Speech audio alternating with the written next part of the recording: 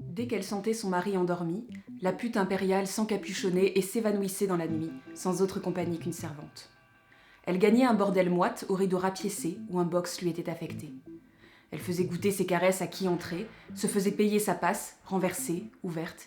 Une foule la besognait et y déchargeait, et quand le bordelier libérait enfin ses filles, brûlant encore de la tension de sa vulve raide, elle rentrait, fatiguée du mal mais toujours pas repue, rapportait dans l'alcôve auguste le remugle du bordel.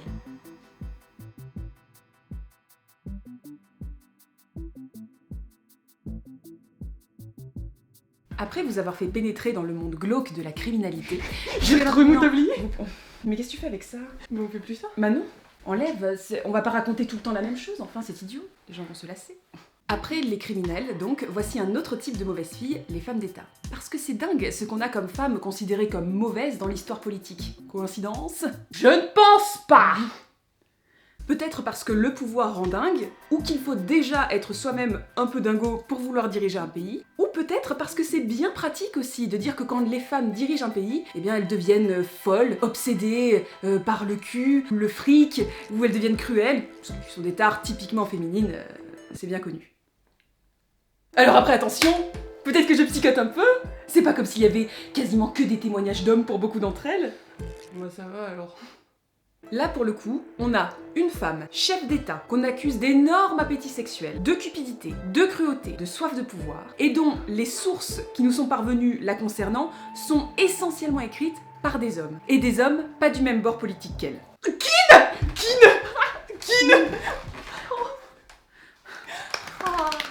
Bon alors les mecs, c'est Sénèque et Suétone entre autres, donc c'est quand même pas joli rigolo, et ils avaient carrément accès de par leur position à des archives officielles.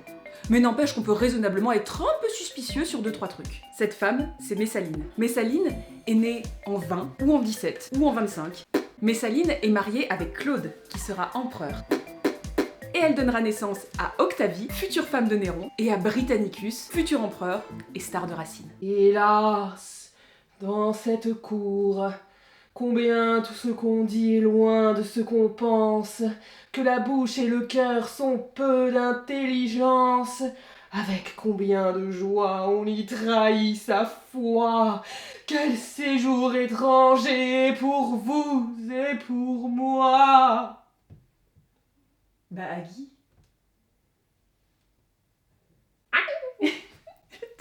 J'ai peur. Messaline a de jolis petits noms. On l'appelle la putain impériale parce que visiblement elle a un appétit sexuel qui frise la nymphomanie. La meuf se serait même prostituée pour le plaisir, tellement elle en veut. Pline l'Ancien raconte même que, soucieuse de bien faire, elle aurait fait une battle de sexe avec une esclave prostituée et qu'elle aurait gagné avec 25 amants dans la nuit et la journée. Bouillon. Elle collectionne également les favoris sous le regard complaisant de son mari Claude. La meuf est un brin contre le fric sur les bords et elle exile ou bute tout le monde. Les maîtresses de ses amants et les femmes qu'elle jalouse, les courtisans qu'elle n'aime pas et les hommes qui repoussent ses avances, les gens qui essaient d'attenter à sa vie ou qui se mettent sur le chemin de Britannicus.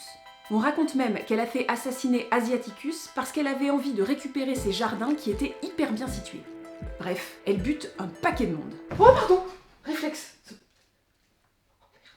Si on y pense bien, Tacite la montre en femme d'État qui crée des alliances, gère des intrigues de dingo, calcule, prévoit. Ce qui déjà contredit pas mal l'image de la meuf qui pense qu'au cul en continu. Perso, je sais pas comment je trouverai le temps de fomenter 10 coups d'État, d'assurer mes alliances, d'assassiner des gens et de coucher avec 20 mecs par nuit. Elle est bien organisée la meuf, on peut pas lui enlever ça. Sauf que Messaline va dépasser les bornes. Mais elles sont pas déjà dépassées les bornes? Messaline veut se remarier, avec un amant, Caius Silius il s'appelle. Et visiblement son mari, Claude, voit que dalle. C'est là qu'intervient Narcisse. C'est qui Narcisse? C'est un traître. Il bosse pour Claude, mais s'allie avec Messaline pour un moment. Et puis finalement reste fidèle à l'empereur et lui dévoile le désir de Messaline de faire de Caius le calife à la place du calife. Du coup, Claude fait assassiner Messaline sur les conseils de Narcisse. Et comme si ça suffisait pas que la nana meure, on la condamne à la damnatio memoriae. C'est quoi la C'est compliqué comme mot, hein? Pour une petite bête comme toi. Elle est mignonne. La damnatio memoriae, c'est une mort pire encore que la mort physique pour l'époque. On fait fondre les pièces où vous êtes dessus, on pète vos statues, on efface votre nom de partout, vous n'avez jamais existé. Du coup, nous, on ne sait même pas à quoi elle ressemble, Messaline. Rayée de la carte, la meuf. Alors, pourquoi c'est intéressant tout ça? Parce que Messaline est une femme d'État. et que par conséquent, on lui reproche des trucs que font globalement les hommes d'État. Buter des gens pour des histoires politiques, avoir une vie sexuelle débridée, aimer l'argent. Sauf que elle, c'est pire, parce que elle, c'est une nana. La débauche sexuelle relativement courante dans la haute société de l'époque, vous vous souvenez le truc sur la prostitution? Eh bien des historiennes comme Catherine Salle expliquent pourquoi ce n'est pas si rare que ça à l'époque en fait. Si tu veux savoir pourquoi, va lire ses livres. Je sais pas lire. L'appât du gain qui est quand même commun à tout le monde dans ces sphères-là, l'assassinat qui est monnaie courante pour les chefs d'État antiques, ça, à Messaline, on ne lui pardonne pas. Et on a tendance à repenser avec plus d'attention à toutes les inégalités de jugement homme-femme auxquelles on est confronté en permanence. Vous savez, cette ambivalence qui existe dans le fait d'avoir beaucoup de partenaires, ce qui fait de vous un séducteur ou une traînée. L'amour du luxe et de l'argent, qui fait que vous êtes un roi avec la folie des grandeurs ou une impératrice cupide, tout ça. Et puis, un personnage de méchante ultra sexualisé, ça sert d'exemple à ne pas suivre, ça fait fantasmer, ça fait vendre. Messaline est devenue un genre d'icône de l'érotisme depuis, et a été la figure de proue de nombre de nouvelles, de films plus ou moins porno, de poèmes plus ou moins licencieux.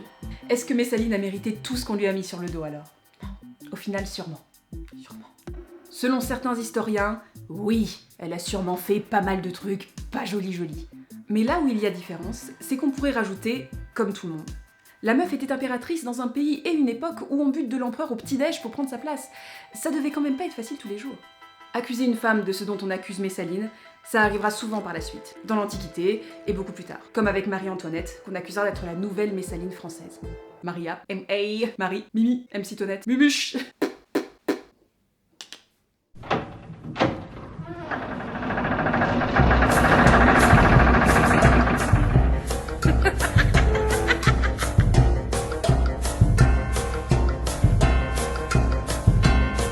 Dans mon sous-sol crasseux où brûlent mes fourneaux, où les âmes damnées grillent de bas en haut. Regardez qui est là, qui attise les flammes, régnant sur les enfers, le diable est une femme. Merci.